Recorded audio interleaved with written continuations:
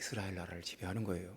그러니까 이스라엘 나라는 그 지리적으로 나일강 문명하고 메소포타미아 문명 그 사이에 그 비옥한 조승달 지역에 놓여 있어가지고 항상 나일강이 강하면 그쪽의 지배를 받게 되고 또 메소포타미아 문명이 강하면 그쪽의 지배를 받게 되고 항상 그 이민족의 침입에 아주 그 공격받기 쉬운 그 자리에 있는 거예요. 그래서 600년 동안 그러니까 예수님 당시에 그랬다니까요. 600년 동안 나라가 없었습니다. 그래서 이제 그 민족이 이스라엘 민족이 갖고 있는 유일한 소망은 메시아예요. 메시아. 이제 나라가 망하고 상황이 힘들면 힘들수록 그들의 그 메시아에 대한 그 갈망은 점점 더 강해지고 깊어졌습니다. 그러니까 메시아가 오면 600년이건 1000년이건 한순간에 뒤바꿔 버린다. 그러니까 이제 이런 꿈을 가졌던 거죠. 메시아가 오시면 우리를 지배하는 이 이민족들을 산산조각을 낼 것이다. 아주 다 부셔버리고 박살을 내버릴 것이고 그리고 영원한 나라를 세울 것이다. 그리고 예루살렘 성전을 통해서 세상 전체를 지배한다. 메시아의 나라가 세워진다. 그런 꿈을 600년 아니 그 이전부터 계속 그런 꿈을 품고 살았어요. 그러니까 구약 성경에 그 메시아가 오시면 메시아의 나라를 세운다는 말씀이 많이 나와요. 사무엘하 7장에도 나오고 이사야서에도 많이 나오고 에스겔서에도 나오고 스가랴서에도 나오고 다 언급할 수가 없어요. 메시아 시대의 메시아 왕국에 대한 그 예언의 말씀이 그렇게 많이 나와요. 그러니까 이스라엘 백성들이 그런 말씀들을 그런 성경들을 읽을 때 어떤 꿈을 꾸었는지를 우리가 충분히 예상할 수가 있어요. 가장 그 메시아의 왕국, 메시아의 나라에 대한 가장 구체적인 예언은 다니엘서에 있어요.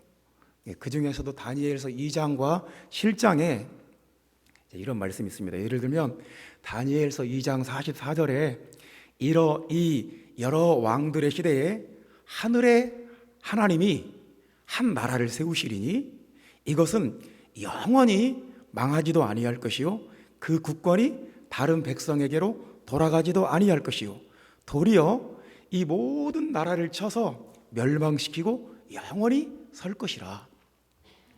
그러니까 어떤 신상이 하나 있는데 머리는 황금이고 그리고 이 가슴은 은이고 이런 신상이 하나 있는데 갑자기 하늘에서 돌이 날아와 가지고 산산조각을 내버리고 그 돌이 영원한 나라를 세운다. 그런 말씀과 함께 이렇게 결론을 내버린 거예요.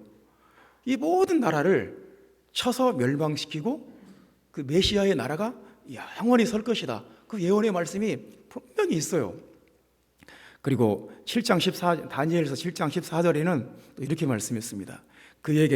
메시아에게 권세와 영광과 나라를 주고 모든 백성과 나라들과 다른 언어를 말하는 모든 자들이 그를 섬기게 하였으니 그의 권세는 소멸되지 아니하는 영원한 권세요 그의 나라는 멸망하지 아니할 것이라. 다니엘서에 이렇게 명백하게 메시아의 나라에 대해서 예언을 했어요. 그러니까 유대인들에게 다니엘서하고 에스겔서는 우리로 말하면 요한계시록 같은 성경이에요. 그러니까 우리가 요한계시록 읽으면 앞으로 주님이 새하늘과 새 땅이 어떻게 오겠구나 그것을 이렇게 짐작할 수가 있어요. 이렇게 이런 식으로 하나님 나라가 오겠구나 하고 예상할 수가 있어요. 그런데 유대인들은 이 다니엘서와 이 에스겔서가 그들에게는 요한계시록과 같은 묵시문학이에요. 그러니까 그걸 보고 메시아가 오셔야 된다. 메시아만 오시면 이 모든 상황이 한순간에 다 정리가 되고 끝난다. 그러니까 나라가 없으면 없을수록 이민족의 지배를 받으면 받을수록 성전이 더러워질 때마다 핍박을 받을 때마다 그들 마음속에 그 메시아에 대한 열망과 그 갈망이 얼마나 더 깊어져 갔겠어요. 우리가 그것을 예상할 수 있지 않습니까? 그래서 이제 그 성경에 이렇게 이제 예언이 돼 있으니까 그들의 머릿속에 많은 어떤 시나리오를 갖고 있는 거예요. 그래, 메시아가 오시면 이렇게 할 것이다. 세계를 이렇게 지배할 것이고 이렇게. 근데 이제 메시아의 나라에서 그들이 가장 중요하게 생각하는 것이 뭐냐면 성전이에요. 성전. 예루살렘 성전. 그러니까 유대인들에게 예루살렘 성전은 절대적인 곳이에요. 하나님이 임재하시는 곳이고 하나님께 제사하는 곳이고 하나님의 통치가 나타나는 곳이고 하나님께 그러니까 유대인들에게 예루살렘 성전은 뭐 하나님 같은 느낌을 주는 곳이에요. 그러니까 아브라함이 이삭을 제물로 드렸던 모리아 산이 그 산이고 다윗에게 하나님이 나타났던 곳이고 솔로몬이 성전을 지었던 그 예루살렘 성전. 근데 이제 메시아의 나라가 오면 예루살렘 성전이 뭐가 되겠어요? 청와대가 되는 거죠. 그러니까 이제 가장 그 메시아의 나라에서 가장 중요한 그 센터, 그 옛날에 그 중앙청 같은 곳이 되는 거예요. 그 광화문 뒤에 그 광화문 자리에 원래 중앙청이 있었죠. 저도 그 20대 때 서울에 한번 올라와서 그 중앙청을 가봤던 것 같아요.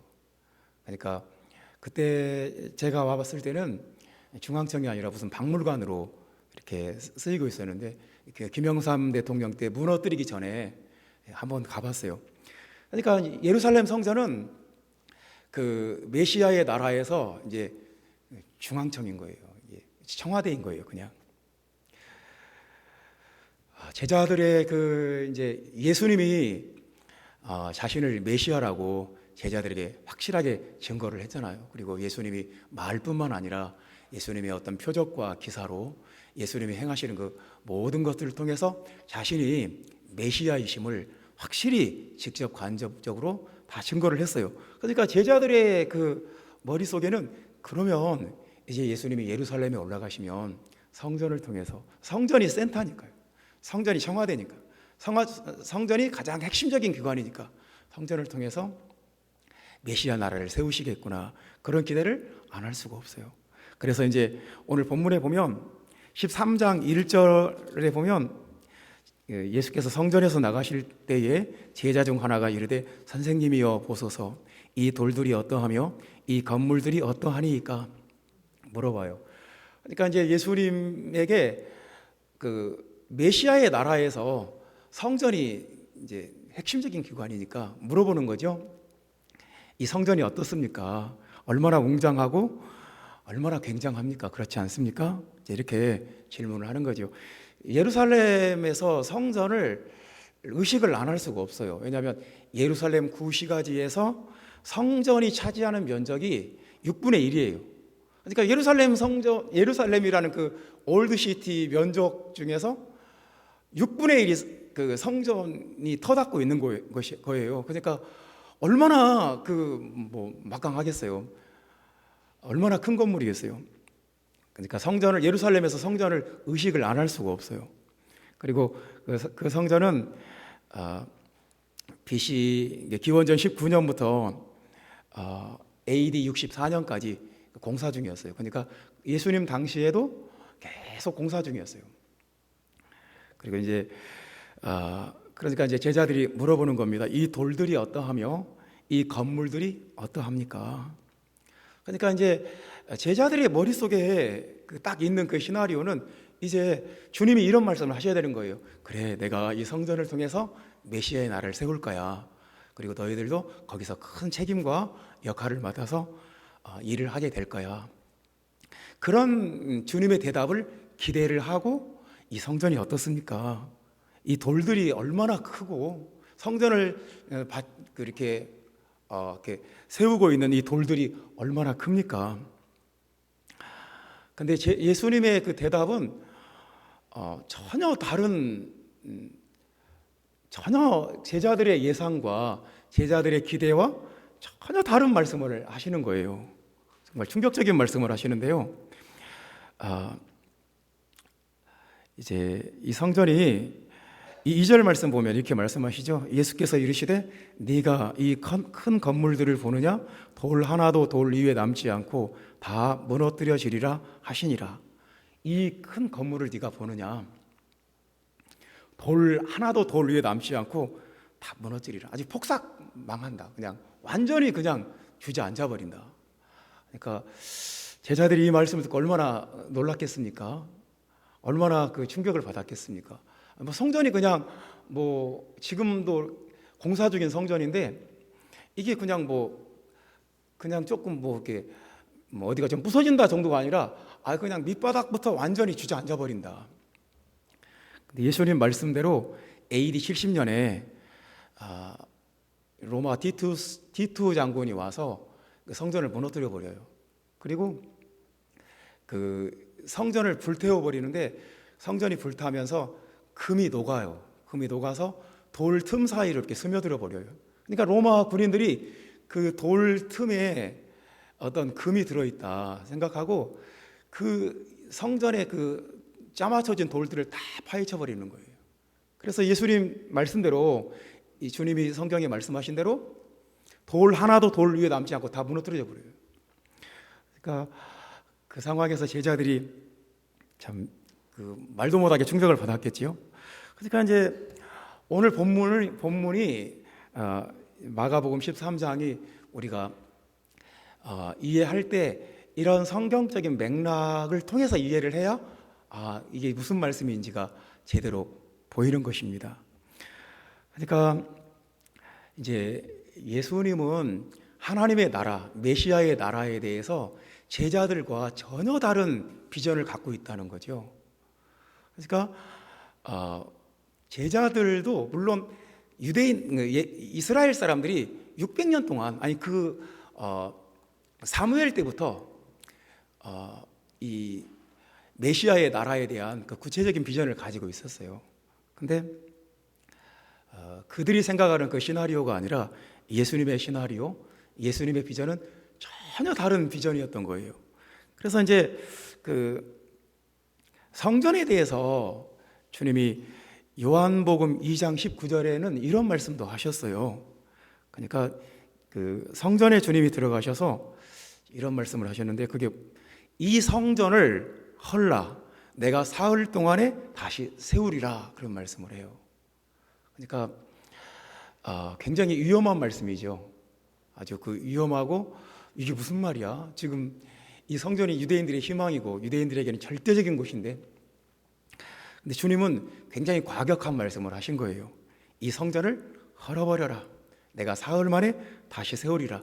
그래서 사흘 만에 다시 세운다는 말씀은 주님이 십자가에 달려 죽으시고 사흘 만에 부활하신다는 그 말씀을 이렇게 말씀하신 건데요. 그러니까 주님은 예수님의 비전은 뭐냐면 메시아의 나라는 성전, 그 구약의 성전을 통해서 메시아의 나라가 세워지지 않는다. 그러니까 주님이 성전을 헐어라 이렇게 말씀하시고 반대로 내가 성전 대신에 이것을 세우겠다 하신 게 있어요.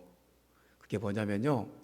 주님이 여러분들이 어떤 대답을 하는지 여러분이 지금 어떤 생각을 하는지 궁금한데요. 주님이 성전은 헐라 그렇게 말씀하시고 이것은 내가 세우겠다 이렇게 하신 게 있는데 그게 교회예요. 내가 이 반석 위에 내 교회를 세우리니 음부의 권세가 이기지 못하리라. 교회를 세우시겠다는 거예요, 주님은. 그러니까 이제 교회라는 단어가 마태복음 16장 18절에 처음으로 나오는 단어예요. 주님이 다른 단어를 쓸 수도 있어요. 회당이라는 단어를 쓸 수도 있고, 근데 굳이 교회, 내가 내 교회를 세우겠다. 그러니까 예루살렘 성전은 이제 무너진다. 예루살렘 성전은 이제 하나님 나라의 센터로 쓰임받을 수 없다.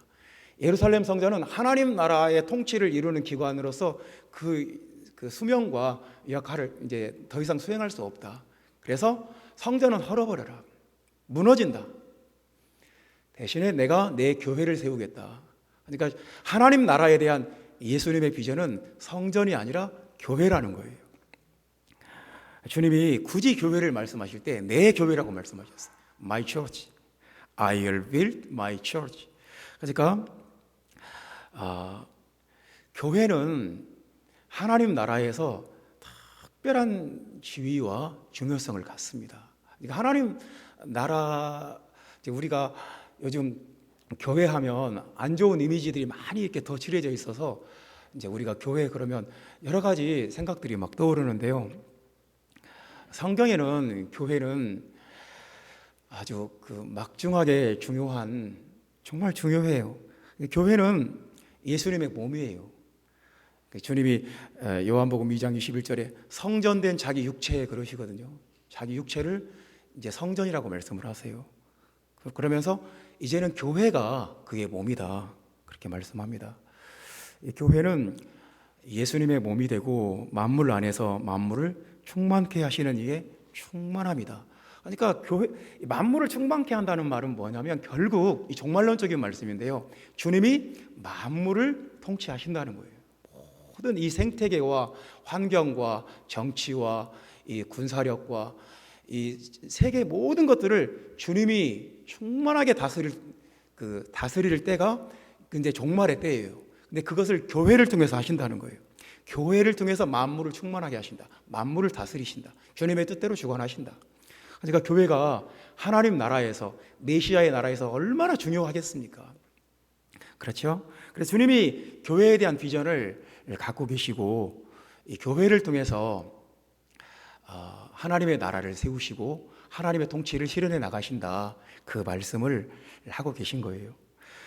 또 에베소서 3장 10절에는 이제 교회로 말미암아 하늘에 있는 통치자들과 권세들에게 각종 지혜를 알게 하려 하심이니, 그러니까 하늘에 있는 천사들도 교회를 통해서 하나님의 각종 지혜를 알게 돼요. 그러니까 교회가 얼마나 하나님 나라에서 대단하냐면 그냥 만물을 충만케 하는 것 정도가 아니라 하늘에 있는 그 천사들의 권세, 하늘에서 하나님의 통치를 구현하는 그 천사들조차도 교회를 통해서 진리의 복음을 듣게 되고 교회를 통해서 하나님의 구속사의 그 지혜들을 듣고 깨닫게 된다는 거예요. 그럼 교회가 얼마나 뛰어난 거예요. 교회가 얼마나 위대한 거예요. 그리고 마태복음 16장 18절에는 교회는 음부의 권세가 이길 수가 없는 유일한 곳이에요. 그러니까 마귀 권세, 세상 권세가 이길 수가 없어요. 이 교회는 세상을 지배하고 세상을 영적으로나 육신적으로나 물질적으로나 이 흑암의 권세를 대적하고 흑암의 권세를 물리치는 강력한 권세를 가지고 있어요, 교회가. 그래서 교회가 있는 곳은, 교회가 세워졌다 그러면 그곳에 하나님의 통치가 세워진 것이고 하나님의 그 센터가, 통치 기관이 그곳에 생긴 것이고, 그러니까 교회는 하나님께서 하나님의 나라를, 예수 그리스도께서 자신의 나라를 세우시는데 가장 성전을 대체하는 핵심적인 기관이다. 주님이 교회에 대해서 그런 비전을 갖고 계시는 거예요. 그러니까 우리도 교회가 그렇구나, 교회가 이렇게 중요하구나. 그래서 오늘 본문의 말씀은 이 교회에 대한 말씀을 찾아봅니다. 물론 이제 본문의 말씀이 우리가 종말론적으로 항상 많이 받고 종말론적으로도 얼마든지 우리가 해석할 수 있는데, 오늘 저는 하나님께 받은 감동이 이 교회론적인 관점입니다. 그래서 주님이 하나님의 나라를 세우시고 메시아의 나라를 통해서 만물을 충만케 하고 또 하나님의 나라를 세워가는 데 쓰임받는 교회, 그런 교회는 어떤 교회인가에 대해서 여러분과 함께 말씀 나누고 싶습니다. 첫 번째는 하나님의 교회, 하나님의 나라를 실현하는 교회, 하나님의 뜻을 이루어가는 교회는 어떤 교회냐? 첫 번째는 끝까지 견디는 교회다 하는 말씀입니다. 끝까지 견디는 교회. 13절 말씀 다 같이 읽어봅시다. 또 너희가 내 이름으로 말미암아 모든 사람에게 미움을 받을 것이나 끝까지 견디는 자는 구원을 받으리라. 아멘. 끝까지 견디는 교회가 그러니까 교회는 결코 그냥 이렇게 흔해 빠진 거나 그냥 뭐 있으나 마나한 그런 것이 아닌 거예요. 교회처럼 중요한 것이 없어요. 교회처럼 소중한 것이 없고, 교회가 없으면 참 여러분 생각해 보세요. 만약에 저와 여러분에게 교회가 없다, 얼마나 힘들까요? 교회가 없다. 참 뭔가 삶에 가장 중요한 그 어떤 기초가 없는 것이 되어버리고, 교회가 중요해요. 여러분과 저에게 교회처럼 중요한 것이 없어요. 근데 이제 우리는 이 교회가 예수님의 교회, 예수님이 통치하는 교회, 하나님의 나라를 세워가는 교회가 되게 할 책임이 있는 것 같아요. 자, 끝까지 견디는 교회에 대해서 조금 더 생각을 해봅시다. 이제 용광로에 대해서 생각을 해봅시다. 여러분 용광로를 아시죠? 쇠를 갖다가 막 녹입니다. 포항제철이나 뭐 광양제철 그런 데 가면 용광로가 있죠. 그러니까 용광로는 뭐냐면 이렇게 철광석을 녹여서 쇠물을 만들기도 하지만 이 고물상에서 막 고철을 수집을 해요. 누가 버린 자전거, 뭐 가마솥, 뭐 여러 가지 그 집에서 쓰다가 버린 그 금속 쇠붙이들이 있겠죠. 그러면 고물상에서 그걸 다 수집을 해요. 그러면 이제 그 용광로에 집어넣어요. 집어넣으면 1400도 정도의 막 강한 온도로 막 끓여버려요. 그러면 이렇게 돼요. 불순물들은 다 떠올라요. 그리고 순수한 쇳물만 남고 불순물들은 다 떠올라요. 그러니까 아무리 그 센 온도로 오랫동안 해도 순수한 쇠는 녹지 않아요. 계속 없어지질 않아요. 떠오르질 않아요. 계속. 근데 불순물들은 다 떠올라서 다 이제 제거가 돼요. 그러니까 순수한 쇠만 남아요. 이게 무슨 말씀이냐면 진짜만 남아요. 그러니까 교회는 진짜만 구원받을 사람, 진리를 가진 사람, 예수님을 성령을 받은 사람, 주님을 진심으로 알고 체험하는 사람 진짜만 남아요. 그래서 끝까지 견뎌요. 그러니까 오늘 본문의 말씀에 보면 교회가 있는 세상에는 뭐가 있냐면 미혹이 있고 환란이 있어요. 교회가 있는 세상에는 미혹이 있어요. 그러니까 교회는 영적 전쟁터예요. 선과 악이 교차하는 곳이고 빛과 어두움이 교차하는 곳이고 흑암의 권세와 하나님 나라의 권세가 서로 맞부닥치는 곳이 교회예요. 그러니까 이렇게 생각을 해봅시다. 코로나 전담 병원이 있다고 합시다. 코로나 환자들이 막 계속 그 병원으로 와요. 근데 이제 거기서 치료를 해요. 그 병원에서. 근데 이제 그러니까 그 병원에는 감염과 치료가 교차하는 곳이에요.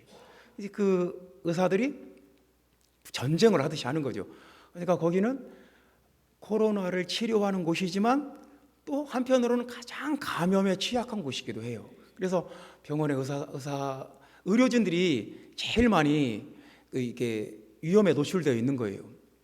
그래서 한국에 백신이 들어오면 의료진이 가장 1순위로 맞아야 되는 거죠. 왜냐하면 가장 그 위험에 노출되어 있으니까. 교회가 그래요. 교회는 흑암의 권세와 싸우는 곳인데 또 반면에 미혹의 영도 있는 곳이고 핍박도 있는 곳이고 환란도 있는 곳이고 이런 것들이 교차하는 곳이에요. 교차하는 곳. 그러니까 결코 한가한 곳이 아니에요. 교회가 굉장히 심각하고 어떤 정반대의 것들이 교차하는 곳이 바로 교회예요. 교회는 결코 심심하거나 한가한 곳이 아니에요. 그래서 교회는 진리의 말씀이 없으면, 성령의 능력이 없으면 견디지를 못해요. 그러니까 미혹이 있어도 진짜 믿음을 가지고 있고 진짜 진리를 가지고 있고 진짜 성령의 인도함을 받는 사람은 어떤 미혹이 와도 어떤 시련이 와도 어떤 고난이 와도 충분히 견뎌내요. 이겨내요. 강해요. 근데 이제 거기서 이제 이 사람이 진짜 믿음인지 아니면 껍데기 믿음인지 거기서 다 나오는 거예요. 이 마지막 때 이 교회는 영광로와 같은 곳이라니까요. 그래서 순수한 신앙, 진짜 믿음을 가진 사람은 남아요. 그리고 그렇지 않으면 뭐 미혹이 오고 시험이 오고 어려움이 오고 뭐 코로나가 오고 뭐 무슨 또 뭐가 오고 그러면 거기서 붕 떠버려요. 이렇게. 그래서 걸러져 버려요. 형제자매 여러분, 우리가 하나님 앞에 순수한 믿음, 그 진짜 믿음을 갖는 것이 중요한 거예요. 그냥 교회는 사람 만나러 오는 것도 아니고 교회는 뭐 하러 오는 곳이겠어요? 우리가 끝까지 견디는 것을 보여줌으로써 내가 진짜라는 것을 증명을 하는 곳이에요. 그러니까 이게 끝까지 견딘다는 게 자기 증명이에요. 내가 어떤 신앙인지, 아름다운 교회가 어떤 신앙을 가진 교회인지를 끝까지 견디는지 아니면 못 견디는지 그걸 가지고 증명을 하는 거예요. 드러나는 거예요. 그걸 통해서. 아름다운 교회가 또 여러분의 신앙이 끝까지 견디는 그런 신앙이 되시기 바랍니다. 저도 그렇게 되기를 원합니다. 그러니까 이제 그 예루살렘 성전은 크고 웅장하고 아주 굉장한데 그 하나님의 진리를 거부했어요.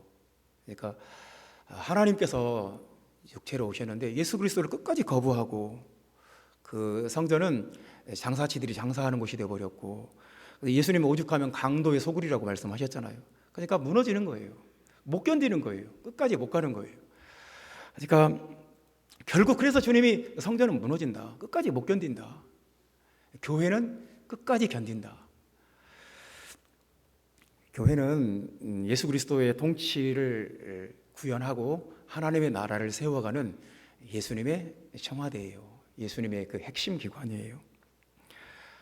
교회에 이렇게 한번 생각해 봅시다. 소돔과 고모라가 왜 망했습니까? 의인 10명이 없었어요. 의인 10명.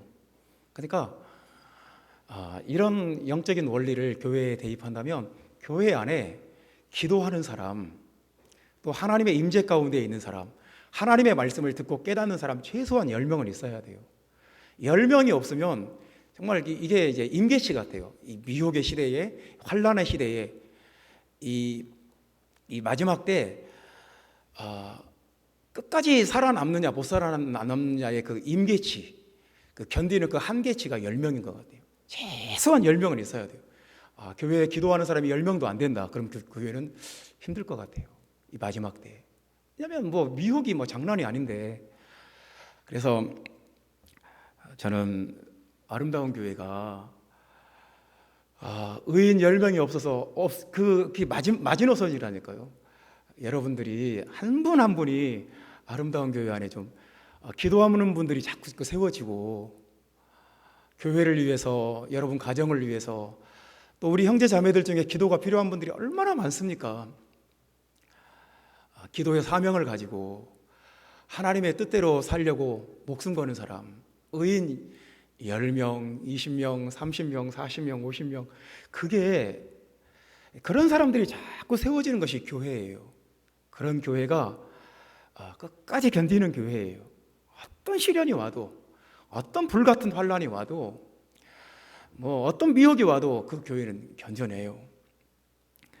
아름다운 교회가 그렇게 끝까지 견디는 교회가 되기를 주님의 이름으로 축원합니다.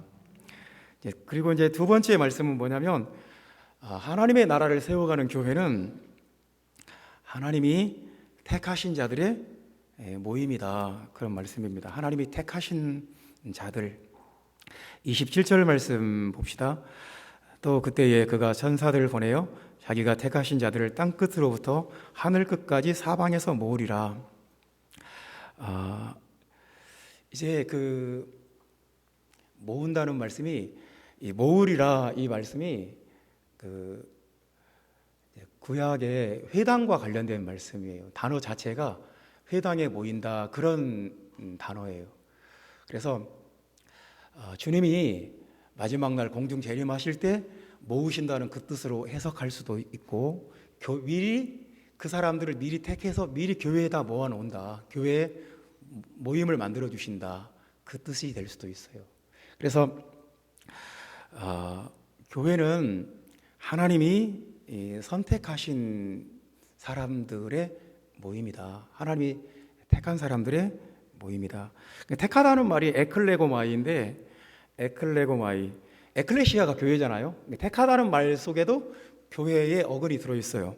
에클레고마이, 골라낸다, 선택한다 그 말이에요. 그래서 성경에서 이 택함 받는다는 말은 굉장히 특별한 말이에요. 시시한 말이 절대로 아니에요. 아주 귀한 말이에요. 예를 들면 옛날 조선시대 때 왕이 자기 이제 세자를 정해요. 이 사람이 나를 이어서 왕이 될 사람이다. 세자를 정하고, 그리고 세자빈을 간택을 해요. 뭐 선택을 한다고 안 하고 간택을 한다고 하네요. 간택. 근데 전국 각지에서 훌륭한 집안에 건강하고 또 지적이고 용모도 뛰어나고 모든 것을 갖춘 그 여자 아이들을 이제 궁전으로 불러들여요. 그래서 세자가 선택하는 게 아니라 왕이 직접 선택해요.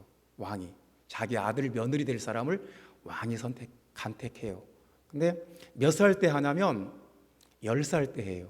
10살 때. 그러니까 미리 이 궁전에서 충분히 그냥 막 그 민가에서 막 다 커서 들어오면 안 되잖아요. 거기서 막 뭐 나쁜 버릇, 나쁜 성격 가지면 안 되잖아요. 아주 어렸을 때, 아주 성격이 굳어지기 전에, 아직 모든 것들이 어릴 때 미리 불러서 왕궁의 법도와 예절을 다 가르치고 그 교양과 품위를 다 가르치는 거예요. 10살 때. 그래서 10살 때 간택해서 5년 동안 수업을 시키고 15살 때쯤 결혼을 시켜요. 세자하고. 근데 생각을 해봅시다.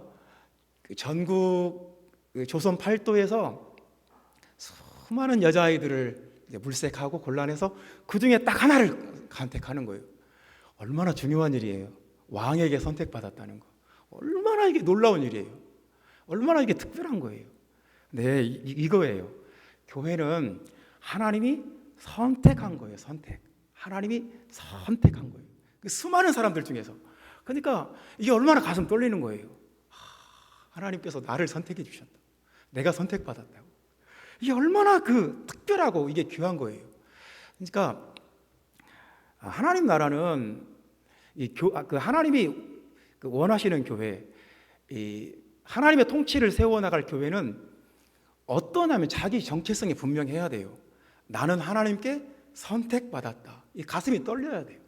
나 하나님께 선택받은 사람이다. 하나님 나를 불렀다. 이게 이런 교회가 그러면 감사가 넘치는 거고, 우리에게 교회가 얼마나 소중하겠어요.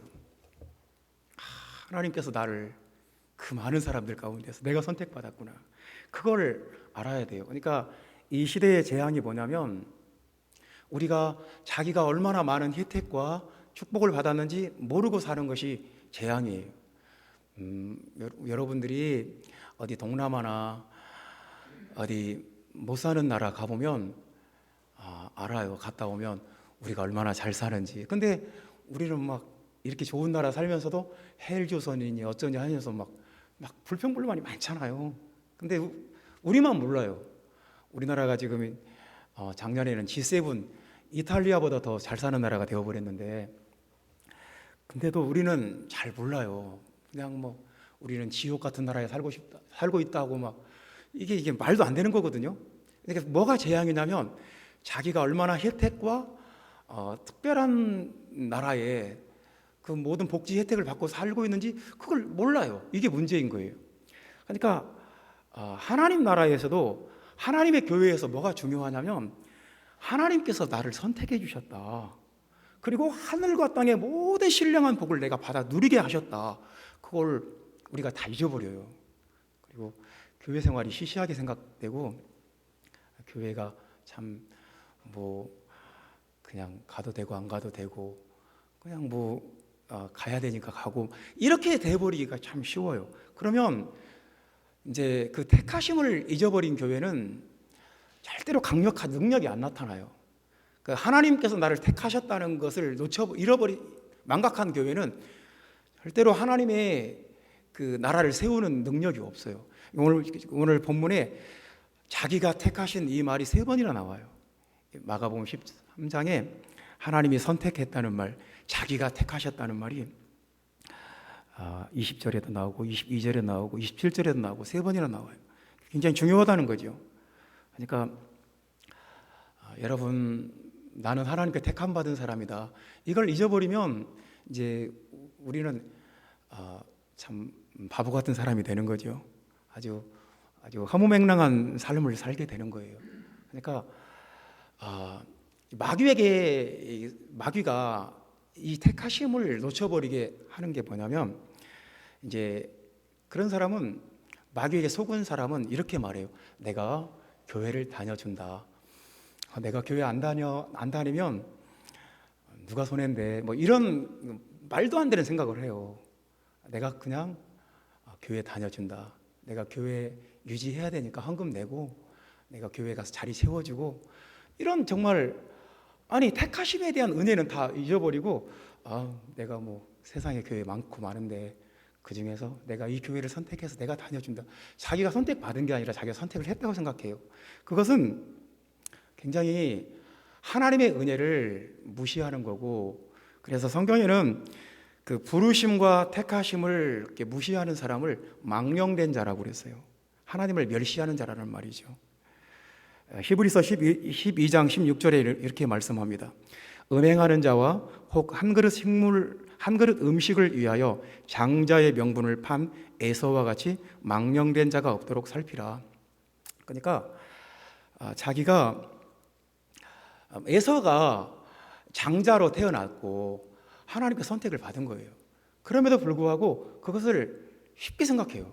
한 그릇 음식을 위해서 장자의 명분을 쉽게 팔아버렸어요. 하나님은 그런 것을 그냥 사소하게 넘기질 않아요. 그런 것이 심각한 문제예요. 내가 하나님의 택하심을 무시하는 말이나 어떤 선택을 한다, 하나님 앞에 그게 굉장히 커요. 그러니까 사소한 말이나 행동 같지만 그런 것들이 굉장히 위험해요. 저는 목회하면서 내가 교회 다녀준다, 이런 말과 이런 태도를 종종 봤어요. 그리고 그런 사람들이 결국 신앙을 놓쳐버리는 것을 많이 봤어요. 얼마나 그게 참 우스운 일인지 몰라요. 형제자매 여러분, 우리가 택함 받은 사람들의 모임에 들어있다. 하나님께서 예수 그리스도의 신부로 선택한 사람들의, 교회는 예수 그리스도의 신부잖아요. 신부로 우리가 간택받은, 왕에게 간택받은 거예요. 이 은혜를, 이 기쁨을, 이 감사가 우리에게 살아 있어야 되지 않을까요? 3번째 말씀입니다. 이제 주님이 하나님의 나라를 세우고 메시아의, 하나님의 통치를 구현하기 위해서 성전은 허물어 버려라, 그리고 교회를 세우셨어요. 근데 이제 그 하나님의 뜻을 이루고 하나님의 나라가 임하게 하는 그런 교회는 어떤 교회냐? 3번째 말씀은 깨어있는 교회예요. 깨어있는 교회. 깨어있으라는 말이 오늘 본문에 4번이나 나와요. 33절, 34절, 35절, 37절 4번이나. 그러니까 얼마나 많이 강조하는지 몰라요. 37절 말씀 읽어봅시다. 깨어있으라, 내가 너희에게 하는 이 말은 모든 사람에게 하는 말이니라 하시니라. 깨어있으라, 잠자지 말고 깨어있으라, 그런 말인데요. 참 이런 말씀 우리가 뭐 매일 우리 24시간 막 잠을 안 자고 있어라, 항상 막 기도하고 성경 읽고 있어라, 그런 뜻을 해석할 수가 없는 거죠. 그러면 이제 그 문학적으로 해석을 해야 되겠죠. 근데도 막연해요. 깨어있으라는 말이 도대체 무슨 말인가? 도대체 구체적으로 뭘 어떻게 하라는 말인가? 여러분에게 물어보겠습니다. 여러분, 구체적으로 깨어있으라는 말이 어쩌라는 말입니까? 어떻게 하라는 말씀일까요? 여러분 한번 생각을 해보세요. 그러니까 이제 우리가 이런 말씀들이 이해하려면, 이런 말씀을 깨달으려면 좀 더 깊이 들어가야 돼요. 이제 그 반대 상황을 봐야 깨어 있으라는 말이 무슨 말인지 딱 와요, 마음속에. 자, 이제 예를 들어 봅시다. 그 사도행전 20장 9절 말씀에는 이런 말씀이 있습니다. 유드고라는 사람이 있는데요, 바울이 밤중까지 계속 복음을 전합니다. 말씀을 가르칩니다. 그랬더니 이 사람이 깊이 졸았어요. 말씀을 듣다가 재미가 없어요. 바울이 계속 하나님 나라에 대해서, 유일신에 대해서, 사도적인 복음에 대해서 계속 얘기를 하니까 별로 재미도 없고 안 듣고 싶은 거예요. 그래서 졸았어요. 근데 성경에 무슨 말씀이냐면, 졸음을 이기지 못하여 삼층 류에서 떨어지거늘 일으켜보니 죽었는지라. 이게 졸음을 이기지 못하여, 이런 말씀이 참 재미있는 말씀이에요. 그러니까 나는 안 졸고 싶은데, 나는 안 자고 싶은데, 이 눈꺼풀이 막 너무 무거운 거예요. 졸음이 그냥 막 산사태처럼 막 밀려오는 거예요. 그냥 막 눈에다가 막 납덩어리를 막 한 10개쯤 달아놓은 것 같아요. 아무리 눈을 뜨려고 해도 막 눈이 자꾸 감기는 거예요. 그러니까 잠을 잔다는 것은 뭐냐면, 어떤 그 영적인 힘이 강하게 나를 압도해가지고 내 의지와 상관없이 막 그냥 나는 지금 깨어 있고 싶은데 그게 마음대로 안 되는 거예요. 졸음이 나보다 더 강한 거예요. 나보다 훨씬 더 강한 힘이 나를 압도해 버리는 거예요. 그러니까 졸음이라는 것은, 잠을 잔다는 것은 어떤 영적인 권세가, 영적인 힘이 나를 팍 눌러버리는 거예요. 그러니까 잔다는 말은 성경에서 죽었다는 말도 되고, 여러 가지 안 좋은 맥락에서 많이 쓰이는 말이에요. 사람들이 잘 때 그 원수가 와서 곡식 가운데 가라지를 뿌리고 갔더니, 자고 있을 때, 내가 영적으로 잠들어 있을 때 악한 마귀가 와서 우리 마음속에 가라지를 뿌리고 지나가 버려요. 그래서 이제 잠의 본질은 내가 뭔가를 이기지를 못한 거예요. 뭔가 안 좋은 것이, 안 좋은 세력, 흑암의 권세가 와서 내 눈을 확 눌러버리고 내 생각을 확 눌러버려요. 그래서 아무리 나는 이게 아닌데 해도 그게 나를 지배를 해요. 영적인 힘이에요. 그러니까 잠을 잔다는 것은 어떤 영적인 권세에 지배를 받는다는 거예요. 그래서 깨어있다는 말은 그 반대인 거예요. 내가 이건 분별을 하면서 이건 세상이구나, 세상에 내가 이렇게 취하면 안 되겠구나. 그러니까 잠에 취해버린 거잖아요. 잠에 취해가지고 그냥 비몽사몽, 그냥 제정신이 아닌 거. 이게 잠을 잔다는 것은 영적인 표현입니다. 그래서 이게 잠이 오고 막 비몽사몽이고 이러면, 교회에 하나님께서 하나님의 뜻을 이루고 하나님의 나라를 세워갈 그런 영적인 권한과 사무를 주셨어요. 34절에 보면 그 종들에게 권한과 사무를 주어 각각 어떤 권한과 사무를 주셨어요. 네가 하나님 나라를 위해 살 일은 이거야. 하나님의 나라를 세우고 이 땅에 하나님의 뜻을 이루기 위해서 네가 맡은 역할과 책임은 이거야. 다 맡겨주셨는데 잠이 와서 그걸 할 수가 없는 거예요. 그러니까 깨어있다는 말은 이 잠의 권세를 이겼다는 거예요. 졸음을 이겼다는 거예요. 유드고는 이기지 못했어요. 그래서 이제 잠의 이 똑같은 본문이 마태복음 24장에도 있는데요. 마태복음 24장에는 이 깨어있으라는 말을 하면서 이 말씀도 있어요. 잠을 자는 사람은 술 취한 사람 같다. 술 취해가지고 자기 동료들을, 술 친구와 함께 술을 마셔가지고 자기 동료들을 때리면서 나쁜 짓만 한다. 그러니까 똑같은 거예요. 잠을 이기지 못한 것이나 술을 먹고 술의 영향을, 술의 이제 알코올의 힘 때문에 인사불성이 되어버린 거예요. 그래가지고 자기가 해야 될 일이 뭔지, 하지 말아야 될 일이 뭔지 분별력이 없는 거예요. 왜냐하면 자기 이성보다 술의 힘이 더 강한 거예요. 술이 이 알코올이 그 사람의 뇌와 생각을 완전히 압도를 해버린 거예요. 예를 들어 봅시다. 아주 옛날에는 그런 아버지들이 있었어요.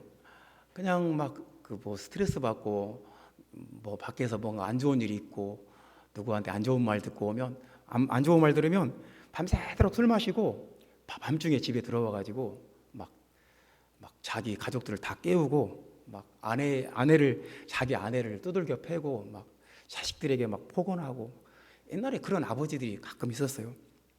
그리고는 다음 날은 후회해요. 내가 미쳤나 보다.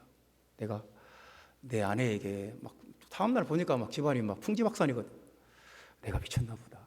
그러니까 이 자기 맨정신이 아니라니까요. 이게 술 기운에 사로잡히면 그 술에 압도되어 가지고 자기가 무슨 짓을 하는지도 몰라요. 그래서 깨어 있어야 돼요. 그렇게 술 취하면 안 되고 잠들어 있으면 안 되고, 그래서 깨어 있어야 되는 거예요. 이 세상은 우리를 잠들게 하는 것들이 많아요. 이 세상에는 우리를 술 취하게 하는 것들이 많아요.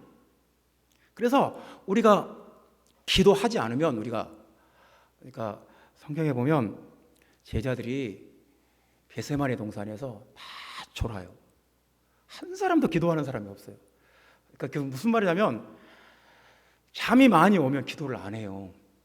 내가 지금 그 잠들어 있는가 깨어 있는가 어떻게 하냐면 기도를 안 해요.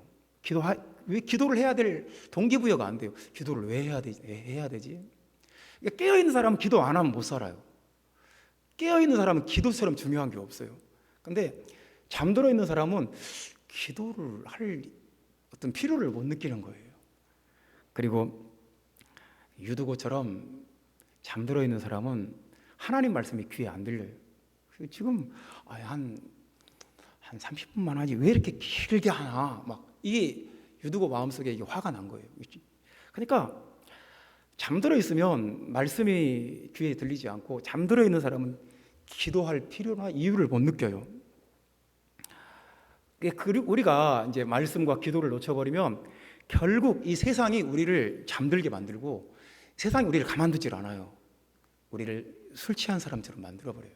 아버지가 가정의 행복과 평안을 책임져야 될 아버지가 반대로 가정의 평안과 행복을 다 파탄시켜버리니 얼마나 이게 비참하고, 그런 가정에서 자라난 사람들은 평생 마음에 상처가 있어요. 평생 그 마음에 상처가 있다니까요. 뭐 어렸을 때 그날로 끝나는 게 아니에요. 평생 그 상처 때문에 고통받을 수도 있어요. 그러니까 얼마나 이게 말도 안 되는 짓이에요. 우리가 깨어있지 않으면 절대로 하나님 나라의 사무와 하나님 나라의 그 권한과 하나님 나라의 그 책임을 감당할 수가 없어요. 엉뚱한 짓을 해요.